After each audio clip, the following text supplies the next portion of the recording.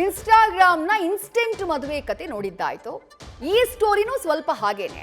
ನಿಮಗೆ ನೆನಪಿದೆಯಾ, ಕಳೆದ ಕೆಲವೇ ದಿನಗಳ ಹಿಂದೆ ಉತ್ತರ ಪ್ರದೇಶದಲ್ಲಿ ತನ್ನ ಜೊತೆ ಬಾಳೋಕಿಷ್ಟ ಇಲ್ದಂಥ ಪತ್ನಿಗೆ ಪತಿಯೇ ಆಕೆಯ ಲವರ್ ಜೊತೆ ಮದುವೆ ಮಾಡಿದ್ದ. ಈಗ ಮತ್ತೊಂದು ಅಂಥದ್ದೇ ಕೇಸ್ಗೆ ಅದೇ ಉತ್ತರ ಪ್ರದೇಶ ಸಾಕ್ಷಿಯಾಗಿದೆ. ಈ ಬಾರಿ ಇಂಥ ಮದುವೆ ನಡೆದಿರುವುದು ಉತ್ತರ ಪ್ರದೇಶದ ಫರೂಕಾಬಾದ್ನಲ್ಲಿ. ಮೊದಲ ಪತಿಯ ಸಮ್ಮುಖದಲ್ಲೇ ನಡೆದಂಥ ಆ ಮದುವೆಯ ವಿಡಿಯೋನ ಮೊದಲಿಗೆ ನೋಡ್ಕೊಂಡ್ಬಿಟ್ಟು.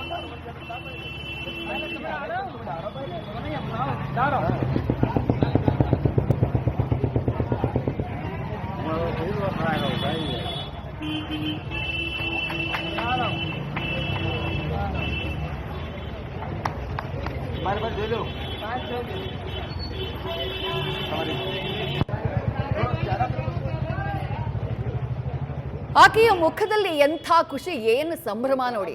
ಫರೂಕಾಬಾದ್ನ ಕಮಿಗಂಜ್ ತಹಶೀಲ್ದಾರ್ ಕಚೇರಿಯ ಮುಂಭಾಗದಲ್ಲಿ ನಡೆದಂಥ ಮದುವೆಗೆ ಕುಟುಂಬಸ್ಥರ ಜೊತೆಗೆ ಈಕೆಯ ಪತಿಯೂ ಕೂಡ ಸಾಕ್ಷಿಯಾಗ್ಬಿಟ್ಟ. ಜೊತೆಗೆ ಬಾಳೋಕೆ ಒಲ್ಲೆ ಎಂದಿದ್ದಂಥ ಪತ್ನಿ ತನ್ನ ಪ್ರಿಯಕರನ ಜೊತೆ ಖುಷಿಯಾಗಿ ಸಂಭ್ರಮದಿಂದ ಮದುವೆಯಾಗಿದ್ದನ್ನ ಕಣ್ತುಂಬಿಕೊಂಡ. ಈಗ ಈ ಹೆಂಡತಿ ಮದುವೆ ಹಿಂದಿನ ಕಹಾನಿ, ಅದನ್ನ ಡೀಟೇಲ್ ಆಗಿ ನೋಡ್ತಾ ಹೋಗೋಣ. ಏನಾಯ್ತು ಹಾಗಾದ್ರೆ ಇವರಿಬ್ಬರ ಬಾಳಲ್ಲಿ? ಯುಪಿಯ ಸಿಕಂದರ್ಪುರ್ ದಾಸ್ ಗ್ರಾಮದ ನಿವಾಸಿ ವೈಷ್ಣವಿ, ಅಂದ್ರೆ ಆ ಹೆಂಡತಿ, ಈಗ ಎರಡನೇ ಮದುವೆಯಾಗಿದ್ದಾಳಲ್ಲ, ತನ್ನ ಪ್ರಿಯಕರನನ್ನ ಮದುವೆ ಆಗಿದ್ದಾಳಲ್ಲ, ಆಕೆಯ ಹೆಸರು ವೈಷ್ಣವಿ. 2023ರಲ್ಲಿ ಬನ್ವರ್ ಸಿಂಗ್ ಎಂಬ ಆತನ ಜೊತೆ ವೈಷ್ಣವಿಯ ಮದುವೆಯಾಗಿರುತ್ತೆ. ಮದುವೆಯ ನಂತರ ಗಂಡ ಹೆಂಡತಿ ಮಧ್ಯೆ ಅದ್ಯಾಕೋ ಹೊಂದಾಣಿಕೆನೇ ಆಗಲಿಲ್ಲ. ಪದೇ ಜಗಳ ಆಗ್ತಾ ಇತ್ತು.